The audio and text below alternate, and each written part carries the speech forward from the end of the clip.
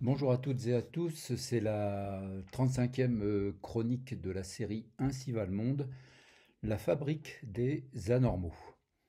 Pour le corps, on les a appelés monstres, infirmes, invalides, mutilés, paralysés, handicapés ou personnes en situation de handicap. Côté esprit, ils ont été idiots, fous, débiles, malades mentaux, handicapés mentaux. On se félicite d'ailleurs de cette évolution du vocabulaire en pensant qu'en changeant les mots, on changerait la réalité. Grâce aux sciences, les troubles musculo-squelettiques d'une part ou les troubles du comportement d'autre part sont mieux repérés maintenant. Désormais, nous avons à notre disposition une classification internationale du fonctionnement du handicap et de la santé. On a également un manuel diagnostique et statistique des troubles mentaux, encore appelé DSM, ou encore un système d'identification et de mesure du handicap. On doit avoir encore beaucoup de ressources, mais je ne les citerai pas toutes.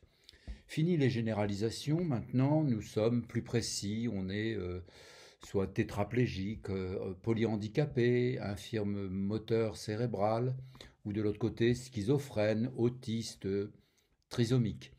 Côté troubles mentaux, on est arrivé à recenser à ce jour un peu plus, à en recenser à ce jour un peu plus de 400. Grâce à ce repérage, on parvient avec plus ou moins de bonheur à soigner, réparer, réadapter, compenser en bonne partie maintenant grâce à des procédures psychiatriques élaborées et à des matériels technologiques performants et tout aussi élaborés. Comme disait à peu près je ne sais plus qui, le monde n'est pas bien rangé, donc c'est un vrai foutoir, donc il faudrait le ranger. Mais cet auteur renonçait à le ranger alors que par ailleurs on se démène à le mettre en ordre et à le loger dans des tiroirs.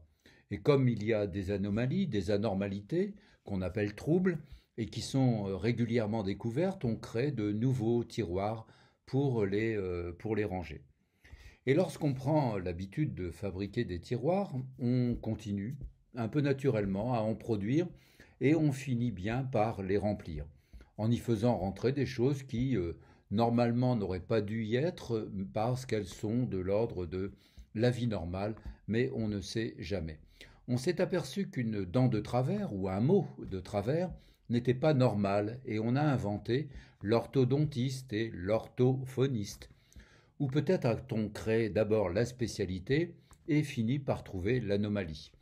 Mon kiné, après une séance d'observation et de mesures précises, m'a conseillé de voir un orthopédiste au motif que j'avais une jambe plus courte de quelques millimètres et que ce n'était pas normal.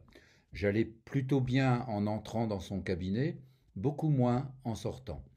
Il existe autant d'ortho, ceci ou ortho cela, qu'il y a d'anomalies découvertes ou peut-être inventées ou fabriquées. Le préfixe ortho, pour mémoire, signifie droit ou encore remettre droit, remettre en ligne, redresser, corriger, corriger les corps et les têtes. Pour les idées peu convenues, on consultera l'orthodoxe, celui qui remet droite les opinions. Bref, une vaste entreprise de correction, de rectification, de normalisation et incidemment de définition de la normalité. Pour notre bien, bien sûr, et notre bien-être, bien sûr également. La maîtresse dit que mon fils, pas le mien, mais d'une patiente, lambda, la maîtresse dit que mon fils n'est pas normal, qu'il a un handicap. Une autre, votre enfant est hyperactif, il perturbe la classe, il a besoin d'un traitement. Encore une autre, il a 4 ans, l'institutrice dit que mon fils travaille mal, qu'il faudrait qu'on lui fasse un test de QI.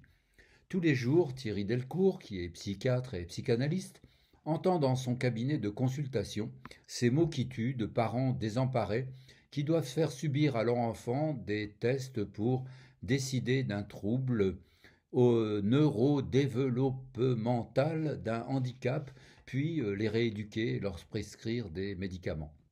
Aux États-Unis, le nombre de jeunes concernés avoisine les 20%. En France, il a augmenté de 300% en 15 ans. Or, ces enfants ne sont pas handicapés ni anormaux, ils sont souvent et simplement en difficulté, enfin simplement, ils sont en difficulté physique, anxieux, déstabilisés, insécurisés. Je me souviens que, c'est un peu moins grave, la maîtresse de mon fils m'avait fait remarquer que, il était âgé de 6 ans à l'époque, qu'il ne pensait qu'à jouer. Je ne suis pas allé chez le psy ni à la pharmacie, mais quand même. Dans son livre La fabrique des enfants anormaux, Thierry Delcourt met à jour ce processus minutieux et insidieux de la confection des troubles psychiques. Alors qu'en fait, il ne s'agit pas de troubles psychiques, mais de la facilité avec laquelle un diagnostic est posé de façon excessive, avec des conséquences désastreuses pour les enfants, dont la prescription injustifiée et dangereuse de traitements médicamenteux.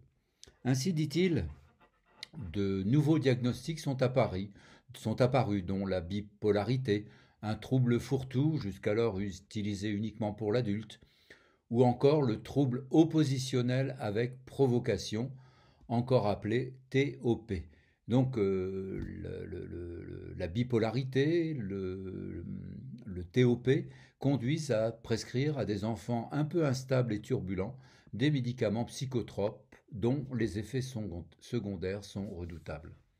Et Thierry Delcourt d'ajouter que plus vous fabriquez des troubles, plus vous trouvez d'enfants en relevant. Ainsi, 4 fois plus d'enfants dits handicapés sont inclus dans l'école. Or, on constate dans le même temps une augmentation des enfants placés en instituts spécialisés, qu'il va falloir ensuite inclure. Cela signifie donc que l'inclusion dont on parle tant n'est alors que la résultante, la conséquence d'une fabrication du handicap à partir de ce que la société ou l'école juge anormal. Michel Foucault, dans Surveiller et punir, avait exposé comment les institutions procèdent, chacune à leur façon, au redressement des corps humains. Je me souviens que l'école, parfois, m'attachait les bras au dossier du pupitre pour que je me tienne droit. Étroitement lié, le redressement des corps conduit, pour Michel Foucault, au redressement des morales, et se tenir droit acquiert ainsi un double sens, physique et moral.